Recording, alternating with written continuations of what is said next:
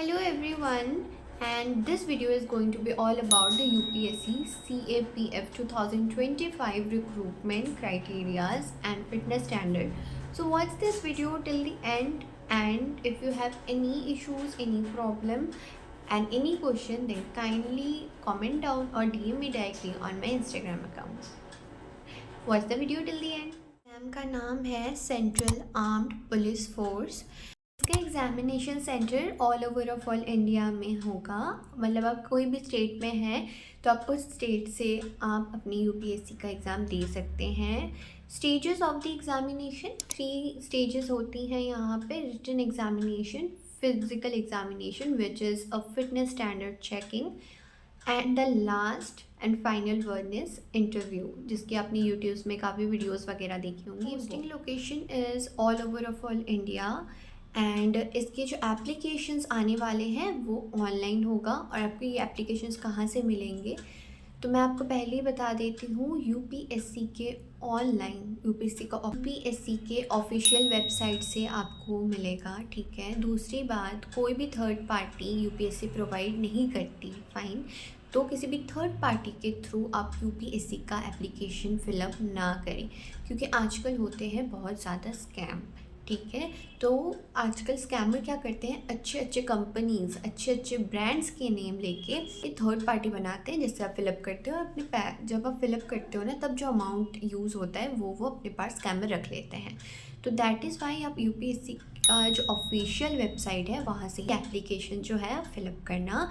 अगर आपको यूपीएससी का वेबसाइट चाहिए तो डिस्क्रिप्शन में पूरे डिटेल के साथ दिया है, अदरवाइज मैं स्क्रीन पे भी लिख दूँगी। Take a screenshot, go and search and apply. की पोजीशन क्या होने वाली है, वो होने वाला है असिस्टेंट कमांडेंट, ठीक है। और अगर मैं सिटीज़नशिप की बात करूँ तो यहाँ पे सबसे अच्छा फ्लेक्सिबिलिटी दिया हुआ है भूटान एंड नेपाल के लोगों के लिए। तो अगर आप नेपाल या भूटान से हैं तो डेफिनेटली आप अप्लाई कर सकते हैं। एंड ऑब्वियसली अगर आप इंडियन सिटीज़न हैं तो आपके पास वैलिड पासपोर्ट, आपके पास valid Aadhaar card, PAN card, voter ID card, और आप यहाँ के सिटीज़न हैं इसका आपके पास प्रूफ होना चाहिए। Same goes for the Bhutan and Nepal people as well. अगर मैं एज लिमिट की बात करूँ तो आपका मिनिमम एज 20 होना चाहिए, मैक्सिमम एज आपका 25 होना चाहिए। मतलब कि अगर आप 20 से 25 के एज क्राइटेरिया में फॉल करते हैं तो आप इस पेपर के लिए प्रिपेयर कर सकते हैं और आप इस पेपर के लिए अप्लाई कर सकते हैं। रिलैक्सेशंस भी हैं कुछ कुछ क्राइटेरियाज़ के लिए, तो वो मैं स्क्रीन पर अटैच कर दूंगी चार्ट, आप चेक करना। अगर आप इनमें से किसी भी एक क्राइटेरिया में फॉल करते हैं तो आपके लिए उस +2 या +3 ईयर्स का रिलैक्सेशन होगा। Still if you want to confirm then आप यूपीएससी के ऑफिशियल पेज में जाके चेक कर सकते हैं। एजुकेशन क्वालिफिकेशन में आपके पास बैचलर्स डिग्री मैंडेटरी है, फाइन। कोई भी रिकॉग्नाइज बोर्ड से, अगर आपने प्राइवेट यूनिवर्सिटी से भी किया है तो इंडिया के अथॉरिटी का उनके पास राइट होना चाहिए, ठीक है। कोई भी ऑर्गेनाइज बोर्ड से अगर आपने पास किया है तो आप डेफिनेटली इस पेपर में बैठ सकते हैं। 12th के बाद अगर आपने कोई भी डिग्री परस्यू की है तो कृपया करके आप इसके लिए अप्लाई हैं, आप एलिजिबल हैं। बाकी जितनी डिटेल्स हैं वो आपको स्क्रीन पे मेंशन हो जाएंगी, नहीं तो नेक्स्ट स्लाइड में मैं आपको हिंदी में समझा दूँगी, क्योंकि काफ़ी लोगों को दिक्कत होती है प्रॉपर इंग्लिश में, कुछ वोकेबलरीज़ हैं या कुछ वर्ड्स हैं आपको वो नहीं आती समझ में, तो वो मैं नेक्स्ट स्लाइड में आपके लिए क्लियर कर दूँगी। एजुकेशनल क्वालिफिकेशन, अगर हम इस पर्टिकुलर यूपीएससी सीएपीएफ की बात करें तो डिग्री कौन सी रिक्वायर चाहिए यूपीएससी वालों को, वो हम पहले बताते हैं। फर्स्ट, कोई भी बैचलर्स डिग्री रिकॉग्नाइज बोर्ड से होनी चाहिए under the act of legislature, ठीक है। अब कौन सी डिग्री एक्सेप्ट करेंगे, ये है फैक्ट। डिग्री जो ऑब्टेन हो रही है यूनिवर्सिटी से वो अंडर द पार्लियामेंट्री एक्ट और सेक्शन 3 ऑफ यूजीसी एक्ट 1956 के आधार पर एक्सेप्ट की जाएगी। अगर आपको इन सारे एक्ट्स के बारे में क्या होता है, क्यों होता है, डिटेल चाहिए तो कमेंट कर दीजिएगा, मैं वीडियो दूसरी बना दूँगी। Let's jump to the medical fitness round. What is medical fitness round? Medical fitness round is a medical examination. जैसे आपने एसएसबी वगैरह में अगर आपने अप्लाई किया है या किसी भी दूसरे गवर्नमेंट जॉब के लिए अगर आपने अप्लाई किया, जैसे वहाँ पे मेडिकल एग्जामिनेशंस होते हैं, same goes for the UPSC medical examination as well.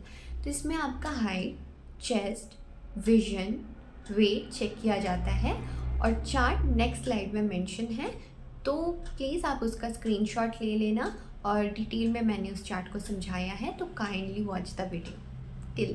Minimum physical standard criteria for men and women is quite different.